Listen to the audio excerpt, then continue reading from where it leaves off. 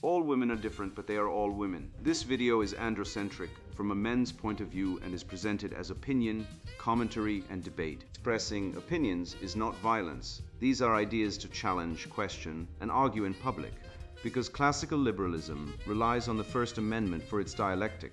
If you are a feminist, then consider this. If patriarchy truly existed as claimed, feminism could not. And if all men are trash and women are equal to men, then what are we to conclude? Women will die for their children, men will die for their wives and children, and God chose to die for all mankind. Authority rolls up with responsibility. If this framing of facts offends you, click off to a cute cat video. Proceeding further will expose you to gamma bias and criticism directed at ideas, claims, institutions, not at any individual's virtue or dignity. Our method follows the 7 liberal arts. The trivium, grammar, logic, rhetoric, and the quadrivium, arithmetic, geometry, music, and astronomy. And the transcendentals, the good, true, and beautiful. If this framework is not for you, feel free to exit now. It's no disgrace. Women are wonderful. God bless America. Men are great. Feminazis. Written by Conrad Reicher. Available now, links in description. The indecisive siren and the racialized racket. How to spot the female frame job, crush the woke guilt trip, and reclaim your balls from the Babylonian whore of cultural Marxism using the iron logic of the Western canon. You have been shackled by a lie so colossal it dares to eclipse the very sun of your spirit. The modern world, this festering Babylon of woke, shrieks that your competence is oppression and your architectural mastery of the environment is theft.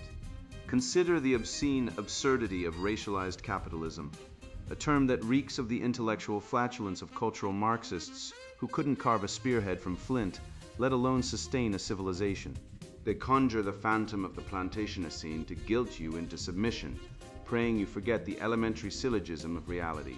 If value is generated by the application of logos to the void natural law, and Western industry is the historical pinnacle of that application, then your inheritance is not a crime scene, but a triumph of the will.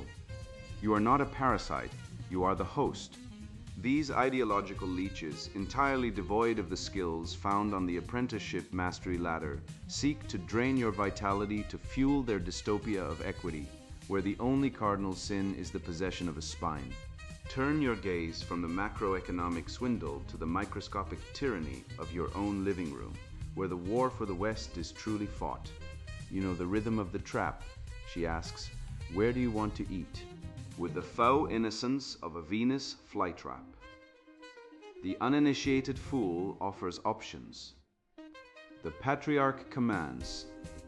This is not control, it is the trivium in motion, grammar to understand her nature, logic to deduce her need for a shield bearer, and rhetoric to deliver the decision.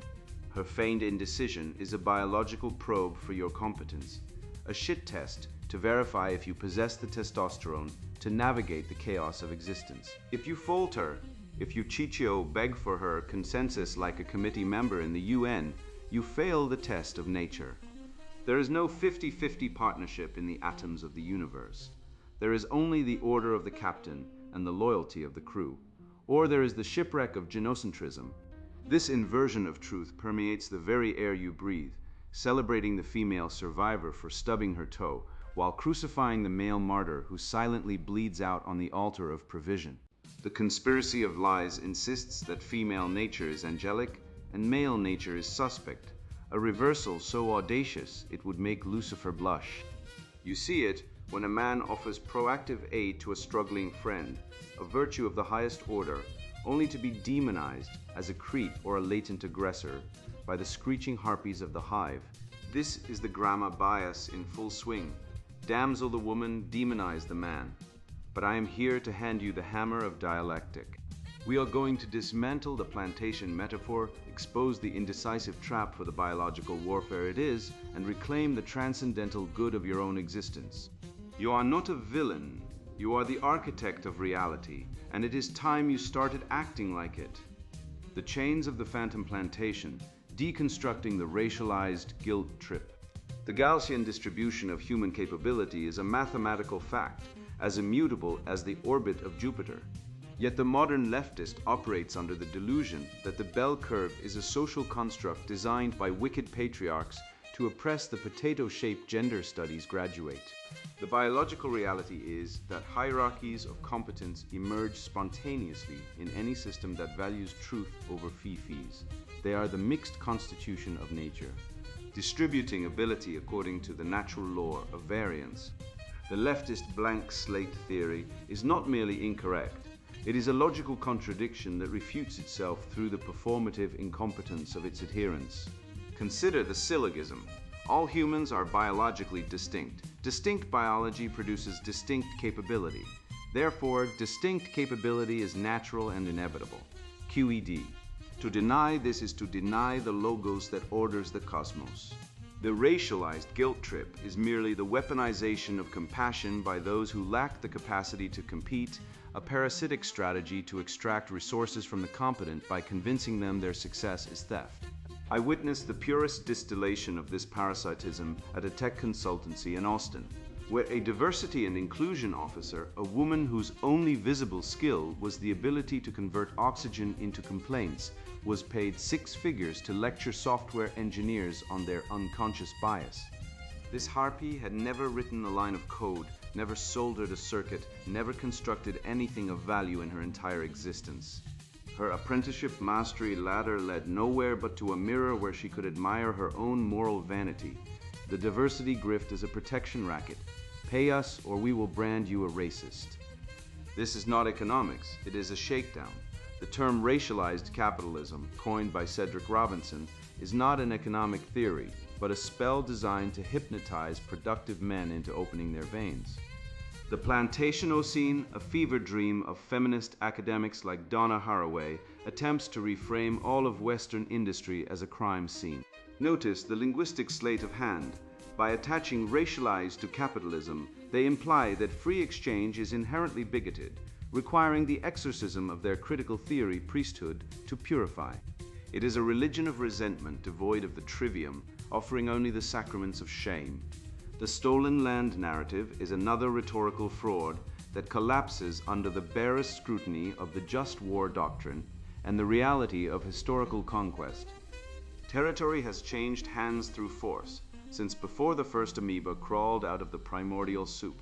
The Comanche did not acquire their empire through deed restrictions and zoning permits, nor did the Aztecs conduct their human sacrifices on land acquired via timeshare presentation.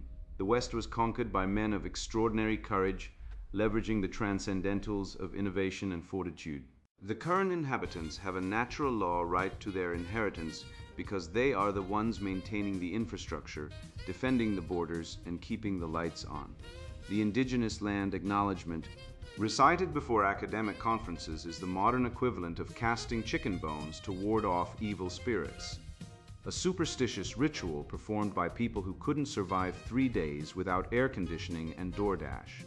The metaphor of the plantation is actually a projection of the feminist subconscious onto the patriarchal order they wish to destroy. The true plantation is the matriarchal hive structure currently being erected, a welfare state where men are reduced to tax serfs, their labor extracted via alimony, child support, and civil asset forfeiture to fund the bastard cradle of single motherhood. The family courts are the overseers of this new bondage. A man who enters one has a 94% chance of losing his children, his home, and his dignity. The child support enforcement apparatus operates with a ruthlessness that would make a Roman tax collector blush. Women, operating on their innate hypergamous instinct to extract resources from the top tier of men, have weaponized the state to enforce this servitude. This is the genocentrism that Schopenhauer warned us about, the female will to power disguised as victimhood, guilting the host into feeding the parasite until the host collapses. Let us apply a formal syllogism to the lie that Western prosperity is theft. Premise 1. Value is created through the application of intellect to matter, innovation, which requires the virtues of discipline and delayed gratification. Premise 2. Innovation requires the suppression of chaotic, immediate impulses. Conclusion. Therefore, Western prosperity is the accumulation of disciplined energy, not the extraction of it from others. The Plantagenocene is a lie told by those who cannot build to those who can, in order to guilt them into submission. The laws of thermodynamics apply to economics. Energy cannot be created or destroyed, only transformed. The West transformed the chaotic potential of the Earth into the ordered kinetic energy of civilization. The leftist insists that this transformation was theft, which is as absurd as claiming a farmer steals corn from the dirt. The equity they demand is the equality of the grave, the flattening of the pyramid until the apex is buried in the rubble. The only remedy is a return to subsidiarity, the distribution of power to the smallest competent unit, and the construction of parallel masculine economies. Men must go Galt, withdrawing their productivity from the system that hates them, and creating civil society associations based on merit, not melanin. Starve the beast. Stop patronizing corporations that despise you. Build your own apprenticeship mastery ladder outside the reach of the HR commissars. The Western canon provides the framework, Aristotle's Politics, Aquinas' Summa, the guild system of the Middle Ages. We must re-establish the due process of masculine justice, where men are innocent until proven guilty, and the transcendental of excellence is worshipped over the Marxist idol of equity. The natural law is a harsh mistress, but she is honest. She does not care about your feelings, your race, or your gender. She cares only about results. Embrace the hierarchy, master a skill, and reject the guilt. You owe the feminazis and their leftist handlers nothing but the back of your hand. This domestic comedy of errors is not merely a failure of etiquette. It is a catastrophic breakdown of logos, the governing reason that orders the cosmos. The gynocentric lie of democracy within the domestic sphere has convinced modern men that abdication is virtue, when in reality, a vacuum of authority is a sin against natural law. We have been duped into believing that the feminine proclivity for indecision is an invitation for consensus, yet evolutionary psychology dictates it is precisely the opposite, a ruthless, biological audition for the masculine soul.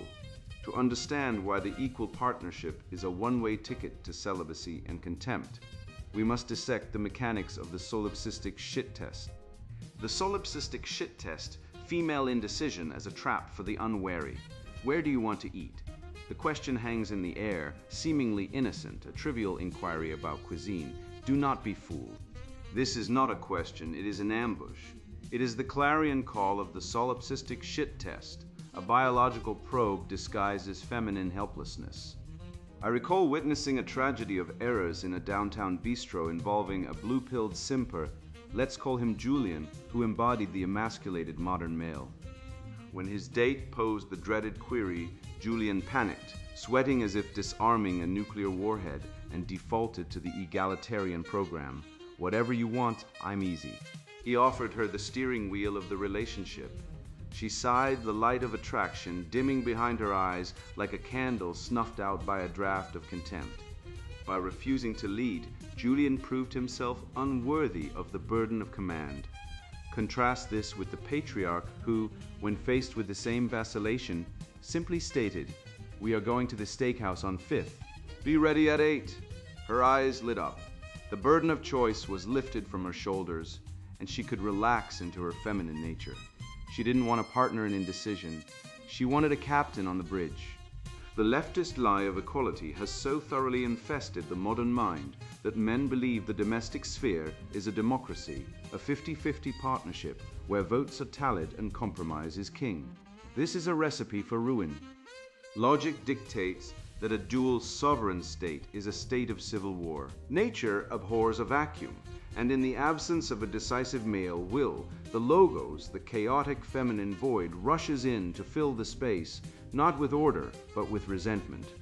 When a man asks a woman to decide, he is demanding she assume the masculine role, a role she is biologically ill-equipped and psychologically unwilling to play for long.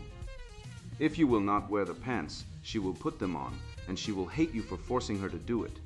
This is the trap of gynocentrism. The man thinks he is being a nice guy by ceding ground, but he is actually engaging in a passive-aggressive abdication of duty that steers the family car straight into the ditch of divorce court, where the statistics show men are relieved of their assets 70% to 80% of the time. Consider the irrefutable syllogism of the leader.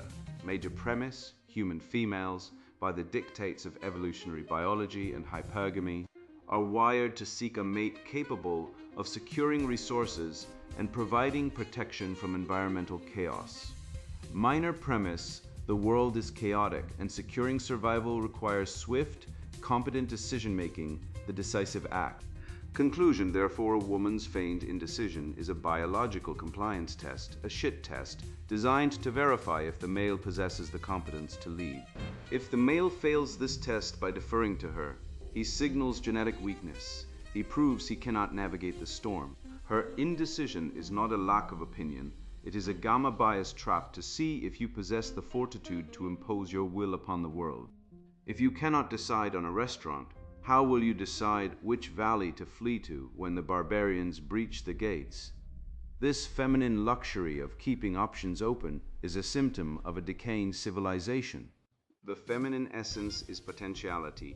The masculine essence is actuality. A woman floating in a sea of indecision is merely exercising her solipsistic desire to be swept up by a force greater than her own whims. But the feminist indoctrination has taught her to view male leadership as tyranny, creating a cognitive dissonance that paralyzes the modern relationship. She wants you to lead, but she has been programmed to scream oppression when you do. You must ignore the screaming and look at the biology. The toxic femininity of the modern era seeks to emasculate you by shaming your decisions as controlling. They frame the head of household as an abuser. This is a lie. True leadership is a burden, not a privilege. It is the stoic resolve to absorb the stress of choice so that your woman does not have to. The remedy for the rational man is a return to the benevolent dictatorship, utilizing the trivium, grammar, logic, and rhetoric to govern his domain. You gather the facts, grammar, process the best option, logic, and communicate the decision without apology, rhetoric. You do not ask for a show of hands. You do not hold a town hall.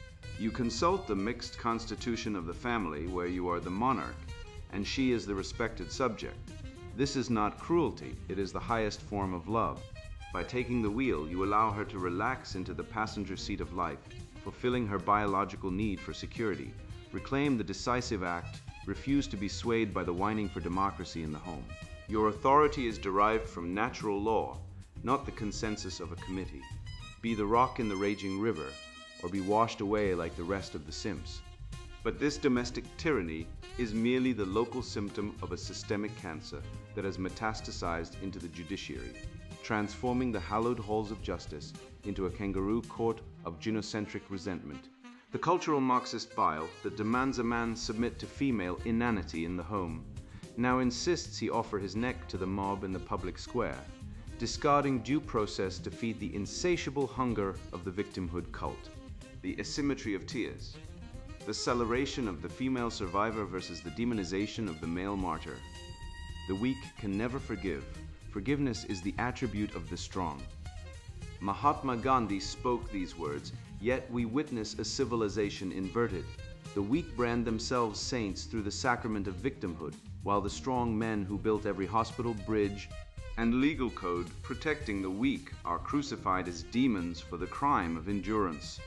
Consider the grotesque theater of Johnny Depp versus Amber Heard, where a man who had literal feces deposited on his bed, fingers severed by glass, and career incinerated by false accusations was forced by our gynocentric media machine to prove his innocence rather than his accuser proving his guilt.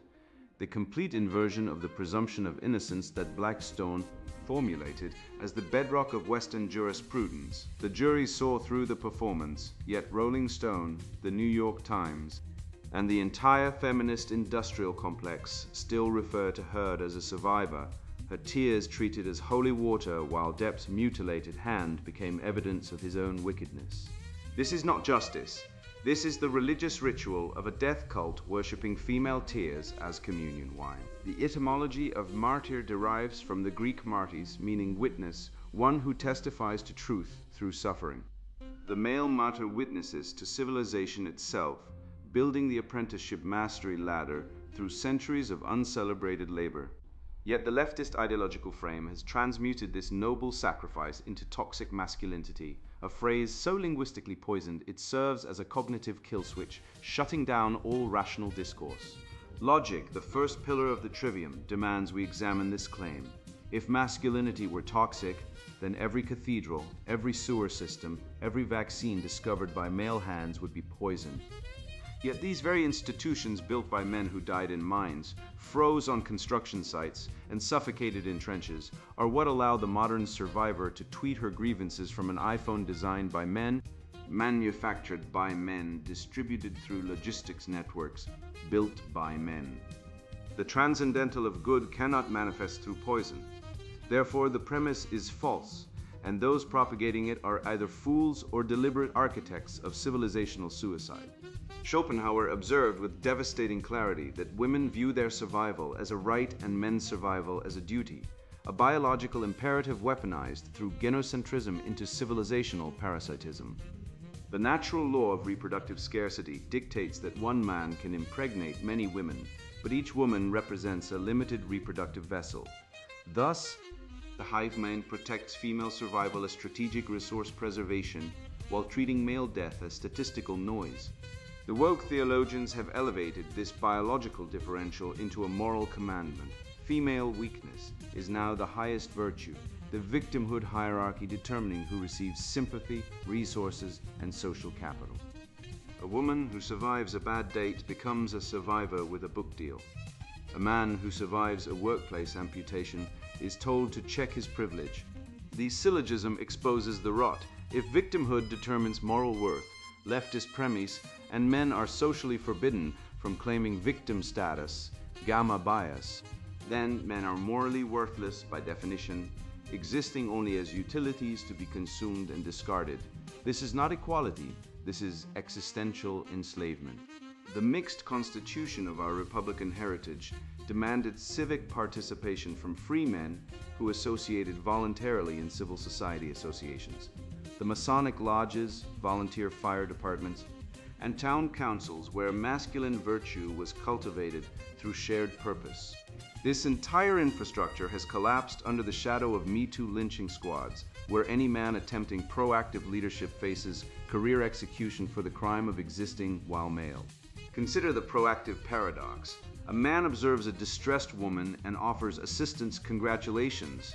He is now a creep guilty of benevolent sexism and patriarchal intrusion. The same man walks past a distressed woman. Congratulations.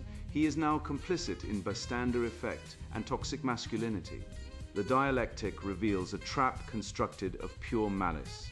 Heads she wins, tails he loses. Is it any wonder male volunteerism has collapsed? The rational man, observing a game rigged for his destruction, simply refuses to play a withdrawal the leftist frame then cites as evidence of his moral degeneracy. The gamma bias in media representation constructs an alternate reality where female tears open prison cells while male tears earn psychiatric commitment. When a woman murders her husband, the View hosts speculate about what abuse she must have suffered to drive her to such desperation she becomes the survivor of her own violence. When a man is murdered by his wife, headline writers scratch their chins wondering what he must have done to provoke her. A corpse posthumously transformed into his own murderer. The due process guaranteed by the 5th and 14th Amendments now applies selectively. Female accusers are believed as theological doctrine, while male defendants are presumed guilty until they bankrupt themselves proving otherwise. The family court system, where approximately 87% of custodial parents are mothers, despite fathers demonstrating equal or superior fitness, operates as a wealth extraction machine transferring resources from men to women under the euphemism of child support, a term linguistically designed to obscure that the money funds her lifestyle, while fathers are reduced to weekend visitors in their own children's lives. The subsidiarity principle of Catholic social teaching, decisions made at the lowest competent level, has been inverted into its opposite, distant bureaucratic tribunals adjudicating the most intimate matters of family life, always favoring the feminine imperative. The civil society associations that once mediated between individual and state have been replaced by state-enforced feminism, a conspiracy of lies so total that questioning it constitutes heresy against the state religion. A man who loses his home, children, and income through divorce court. And the data show men commit suicide at 4 times the rate of women, spiking precisely in the demographics most affected by family dissolution, is told his suffering is privilege, his tears invisible ink, his martyrdom not tragedy but justice. The biological reality underlying this cruelty is simple. Cuckoldry rates historically ranged from 10 to 30%, meaning a substantial percentage of men throughout history raised other men's children unknowingly, while abortion rates, approximately 1 in 4 pregnancies in America, ends in termination, reveal the casual disposal of potential life women exercise without male consent. Yet the my body, my choice framing ignores the my wallet, my choice men are never granted. We must revive the excellences of the Western canon, courage, fairness, wisdom, moderation, not as relics but as tools for survival in a civilization under siege. The progression from apprentice to master forged the competence that built the modern world. This hierarchy must be defended against the egalitarian push that erases merit and declares all differences oppressive. Men must reject the pursuit of sympathy, of feminine failing, and instead command respect for the silent sacrifice that sustains every institution the left aims to corrupt and dismantle. The vital force of Western civilization lies not in apologies or diversity mandates, but in the relentless pursuit of truth, the refusal to bow to falsehoods, and the recognition that male sacrifice is not oppression, but the bedrock that allows the weak to exist and critique it. The imbalance of tears gauges a civilization's strength, and ours is withering from thirst while drowning in feminine lamentation. But make no mistake, identifying the rot is merely the prelude to the amputation. We cannot vote our way out of a spiritual sewer, nor can we negotiate with a pathological ideology that views our existence as an error. The only remedy is the virtue of intolerance, a ferocious rejection of the feminine imperative that prioritizes feelings over facts.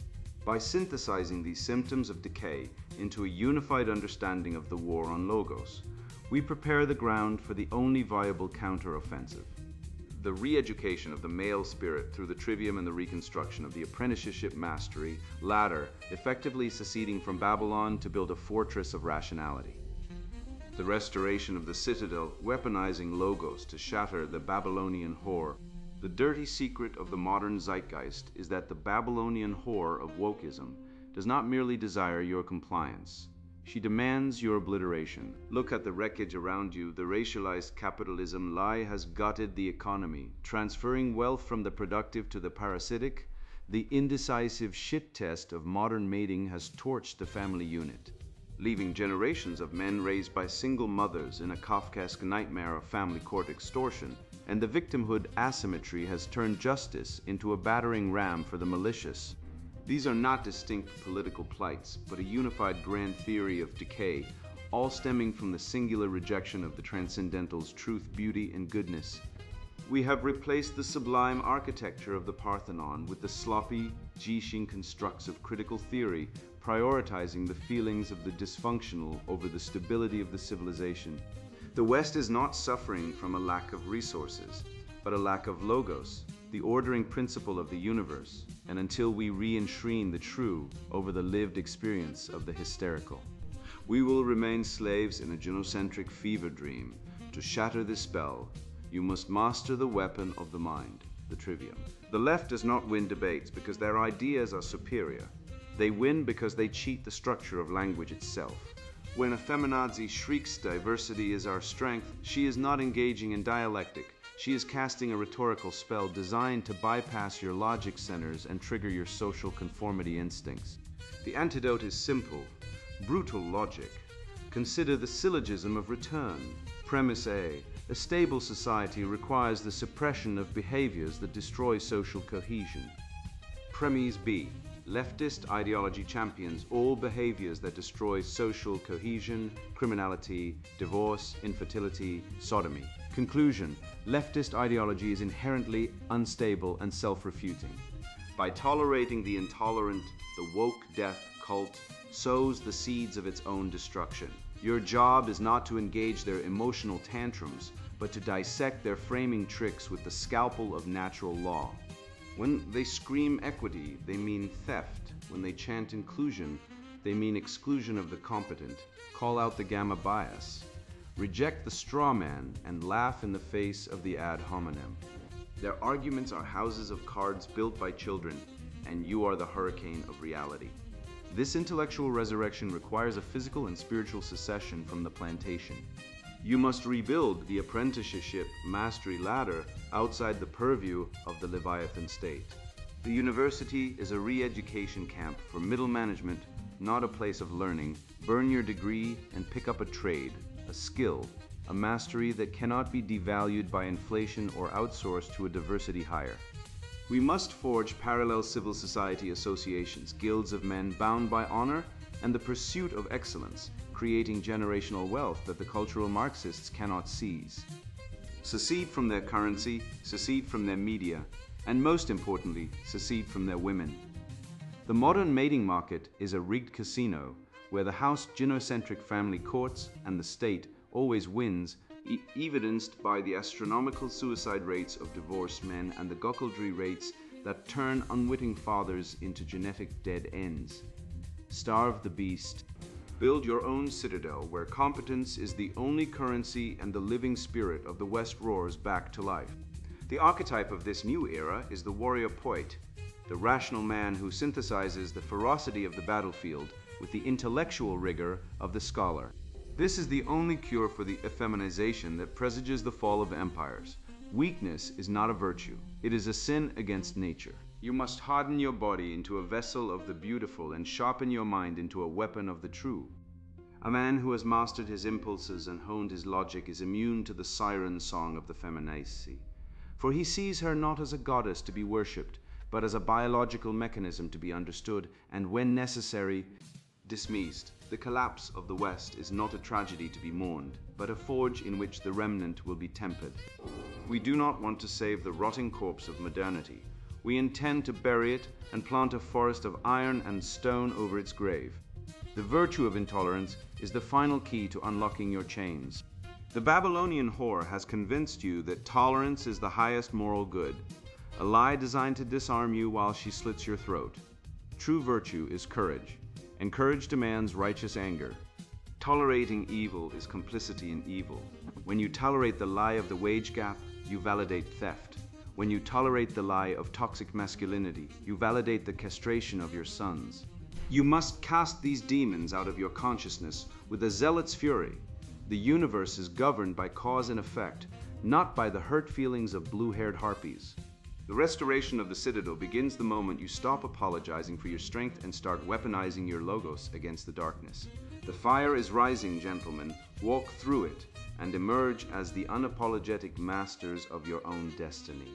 You stand now at the precipice, looking down into the abyss of the Plantationocene that the cultural Marxists have constructed for you, but you no longer fear the fall because you have reclaimed the logos. You see the wires of the puppet show. You see that racialized capitalism is nothing more than a resentment-fueled shakedown designed to tax your competence to fund the degenerate hive. You have logically proven that the leftist syllogism is a fraud. They preach tolerance while practicing the most vicious exclusion, and they scream equity while enforcing a rigid hierarchy of victimhood where the weak are worshipped and the strong are cannibalized. You have pulled the ripcord of natural law and escaped the free fall into the feminized void. You are immunized against the guilt trip because you know that Western civilization, born of the trivium, forged in the fires of due process and stabilized by the mixed constitution, is not a stain on history, but the singular light of human achievement that banished the darkness of chaos. Consider the irrefutable data of the battlefield. While the media celebrates the survivor who faced a mean tweet, 80% of suicides are men, 93% of workplace fatalities are men, and 97% of combat deaths are men. Yet the gynocentric narrative demands you apologize for your toxic privilege. This is the gamma bias laid bare, a psychological sleight of hand where male competence is framed as oppression and female emotional volatility is canonized as bravery. You know the truth. When she feigns indecision over the dinner menu, she isn't confused. She is biologically probing for your capacity to lead. And if you fail that simple shit test, you fail the evolutionary mandate of the patriarch. The plantation of modern marriage, presided over by family courts that strip assets and children from fathers in 70% of divorces, is the true exploitation, extracting your labor to fund the very system that demonizes your existence, but you are no longer a drone in that degenerate economy. You have seized the dialectic, mastered the rhetoric, and armed yourself with the syllogism of survival. If excellence is the only metric of the good, and hierarchy is the inevitable result of excellence, then the pursuit of equity is a sin against nature itself. Go forth and build your citadel on this rock of truth.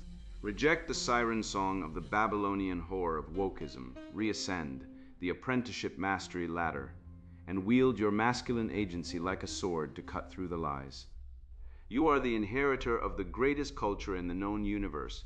Do not let it die in a whimper of apologetic simpering, but let it roar back to life through your unyielding, rational, and glorious refusal to kneel. And now the sponsored book introduction, Feminazis. Let me tell you how I lost my kids, not through addiction, violence, or neglect, but because I dared to exist as a man in a system that treats fatherhood as a crime. When my ex-wife decided our marriage was over, the court handed her the house, the kids, and 40% of my paycheck before I could say due process. All it took was one unverified accusation of emotional abuse, the go-to phrase for mothers weaponizing the state against fathers. Meanwhile, the divorce lawyer drove off in a new Mercedes. That's when I realized equality was never the goal. Control was, profit was. This book isn't a wine session, it's a battle plan.